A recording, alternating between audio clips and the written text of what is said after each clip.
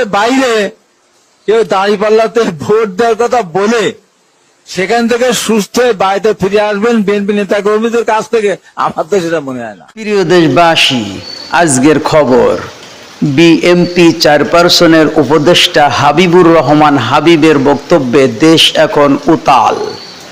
তার বক্তব্য দিয়ে খবর শুরু করা যাক। প্রিয় দেশবাসী, হাবিবুর রহমান বলেন, কেউ ধানের শীষের বাইরে দাঁড়িপাল্লায় ভোট দেওয়ার কথা বলে সেখান থেকে সুস্থ হয়ে বাড়িতে ফিরে আসবেন বিএনপি নেতাকর্মীদের কাছ থেকে আমরা সেটা মনে করি না। এবার নির্বাচন কেমন হবে, ভোটের অবস্থা কেমন হবে তার হিসাব সামনে ভিডিওর মধ্যে বিস্তারিত জানতে পারবেন। সিলেটের সেই সাদা পাথর পুরো ফাঁকা, কয়েক হাজার কোটি টাকার পাথর বিএনপি লুটপাট করে খেয়ে নিয়েছে, তা বিস্তারিত সামনে আপনারা জানতে পারবেন। জামাত শিবির এ মুহূর্তে কি দায়িত্ব পালন করবে, পুরা সংবাদটা বিস্তারিত সামনে চলুন শুনে আসা যাক।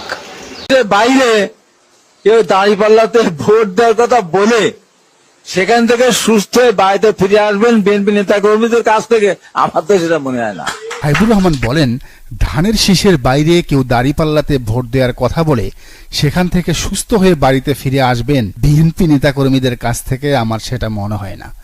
এই এক বাক্যে, একটা সিঙ্গেল বাক্যে আগামীর ইলেকশনে কি কি হবে না হবে তার সব কিছুর ইঙ্গিত দেয়া হয়েছে। কারণ হাবিবুর রহমান যেন কোনো মানুষ নন, যেন কোনো নেতা নন, একেবারে বেগম জিয়ার উপদেষ্টা, মানে তারেক রহমানের উপদেষ্টা তিনি। তো তিনি ঠিক কি কি উপদেশ দিবেন বা দিচ্ছেন তার একটা ধারণা কিন্তু স্পষ্ট। তিনি ইলেকশনে জেতার জন্য ভোট চুরি, ভোট ডাকাতি, রাতের ভোট, ব্যালট ছিনতাই, এমনকি শেখ হাসিনার মতো বিনা ভোটে ইলেকশনে জেতারও পরামর্শ দিবেন তারেক রহমানকে। আর সেই ভোটে জিতে ক্ষমতায় আসার পর যুবদলের নয়ন স্লোগান দিবেন, হাবিবুর রহমান জানেন নাকি রাতের ভোটের নায়ক আপনি? তারেক রহমান জানেন নাকি বিনা ভোটের নায়ক আপনি? এটাই হবে। রাজনীতি বিশ্লেষক জুবায়ের ফয়সালের বিশ্লেষণটা পড়েন। তিনি লিখেছেন, একটা ছোট্ট প্রেডিকশন করে রাখি, আপনারা পরে মিলায়ে নিয়েন। শেখ হাসিনা যে টানা 3টা ভোট ডাকাতি করছে সেইটা তো সবার সামনে আছে নাকি? একটা ছিল বিয়ের আগেই বাচ্চা মডেল, আরেকটা ছিল লাইলাতুল ভোট, আর শেষেরটা আমি তুমি এবং ডামি ভোট। এগুলো তো মনে আছে আপনাদের, right? Believe it or not, বাংলাদেশে নেক্সট যে জাতীয় সংসদ নির্বাচন হবে সেইটা হাসিনার ওই 3টা ভোট ডাকাতি একেবারে ভুলিয়ে দেবে মানুষকে। জি, আপনারা ওগুলো বেমালুম ভুলে যাবেন, মানে ডিটারজেন্ট পাউডার দিয়ে ধুয়ে ফেলার মতো আর। আচ্ছা, আর একটু খুলে বলি শোনেন। এই মুহূর্তে মাঠের যে বড় দল তারা যেটা করবে, অবাধে ভোট ডাকাতি করবে, কারচুপি, ব্যালট ছিনতাই, কেন্দ্র দখল করবে। সারা দেশের প্রায় 80% কেন্দ্রে সিলেক্টিভ ভোটারদেরকে ব্যাপক মারধর করবে, ক্ষেত্রবিশেষে শখানিক মেরেও ফেলবে।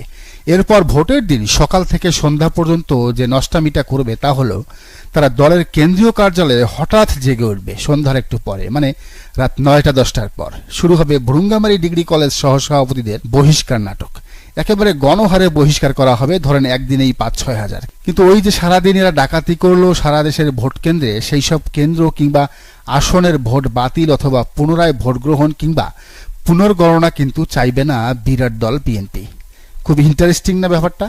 এদিকে শারজিস আলম বেশ ভালো বলেছেন এই বিষয়ে। তিনি বলেন, জনাব তারেক রহমান একদিকে আমাদেরকে আশার বাণী শোনান, অপরদিকে তাদের নীতি নির্ধারকেরা এভাবে সাইকোপ্যাথের মতো হুমকি দেয়।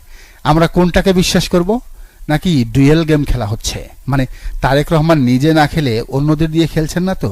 কিন্তু ঘটনা যাই হোক, এখন ভোট হলে রেজাল্ট যে ওইটাই হবে তা নিয়ে কিন্তু কোনো সংশয় সন্দেহ নাই। মানে বিএনপি 300 আসনের মধ্যে 290টা আসন পাবে তার নিশ্চিত। কারণ ইলেকশন কমিশন তাদের পক্ষে, প্রশাসন তাদের পক্ষে, পুলিশ তাদের পক্ষের। তো এই পরিস্থিতিতে যদি ভোট হয় এবং বিএনপি একচ্ছত্র ক্ষমতা নিয়ে চেয়ারে বসে, তাইলে কি হবে তার একটা নমুনা দেখেন। খবরটা আজকেই ভাইরাল হয়েছে, একসাথে 2 খবর। সিলেটের সেই সাদা পাথর আর নাই, ফাঁকা, পুরাই ফাঁকা। কয়েক হাজার কোটি টাকার পাথর বিএনপির লোকেরা লুট করেছে, একেবারে প্রকাশ্য দিবলকে। প্রশাসন টু শব্দটাও করে নাই। পরিবেশ উপদেষ্টা রেজওয়ান হাসান হতাশ। তো যে বিএনপি ভোটের আগেই পাথর সুদ্ধা খাওয়া শুরু করছে, তারা এই দেশটারে কেমনে গিলে খাবে কল্পনা করতে পারেন? আর আপনি যে বাধা দিবেন সেই সুযোগ কি আছে? বাধা দিলে এই পাথর দিয়া তারা আপনার মাথা থেতলে দিবে। মিটফোর্ডে দেখছেন না? কিন্তু জেনে শুনেই কি তবে রাক্ষসের হাতে প্রিয় মাতৃভূমিকে তুলে দিবেন, যাতে তারা সহজে সবকিছু গিলে খেতে পারে? সবাই সেটা করলেও, এমনকি ইউনূস এনসিপি মিলে সামান্য কয়টা আসনের লোভে বিএনপির সাথে সমঝোতা করলেও জামাত শিবির মানবে না। জামাত অলরেডি বলে দিছে, প্রধান উপদেষ্টা সবার সাথে কথা না বলে ইলেকশনের ডেট দেওয়ার কাজটা ঠিক করেন নাই। এবার তারা ঘোষণা দিয়েছে পিআর পদ্ধতিতে ভোট না দিলে বৃহত্তর আন্দোলন গড়ে তোলা হবে। কারণ এই এক পিআর সিস্টেমই পারে দেশটাকে সঠিক পথে পরিচালনা করতে। এই সিস্টেম চালু হলে বিএনপির হাতে একক ক্ষমতা থাকবে না, ফলে তারা শেখ হাসিনার মতো স্বৈরাচার হয়ে উঠতে পারবে না। আর হাবিবুর রহমানদের ভোট ডাকাতির পরিকল্পনাও বাস্তবায়ন সম্ভব হবে না যদি পিআর পদ্ধতিতে ভোট হয়। দর্শক, আপনার কি মনে হয় জানান কমেন্টের ঘরে। আর এই চ্যানেলে নতুন হলে অবশ্যই সাবস্ক্রাইব করে বেল আইকনটি বাজিয়ে রাখুন।